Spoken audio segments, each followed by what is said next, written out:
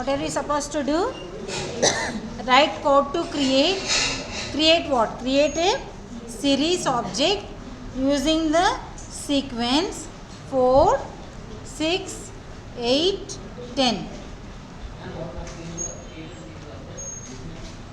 Yeah, so here what is the panda's alias name? As PD. Now create the series. How did you create? One series, some series is equal to PD dot, do it in your notebook, series, and whatever the sequence given as it is, you can pass it as parameter to this. Then the series is ready, print that series.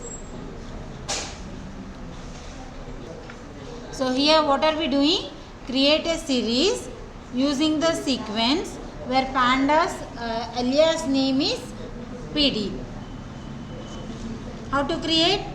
Just first line is import pandas as PD, then some series, some x equal to, some s equal to, something equal to PD dot series, and within brackets whatever the sequence given, that as it is, if you pass it as parameter, then it will generate a series. Now what is the series? S is your series. Understood?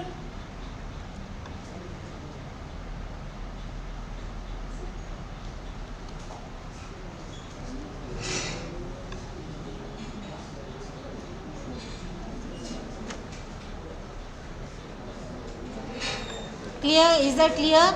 Now series is generated.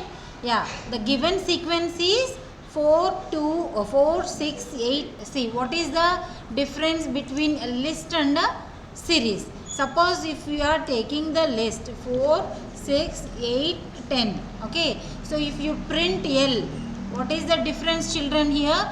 L is a list. So which is as it is within the square brackets, it is displayed. But whereas series is having index and series is displayed vertically, index starts from, if index is not specified by the user, starts from 0. When you are asked to write the difference between a list and a series, you can write it in the output. List output will be like this and series output will be like this.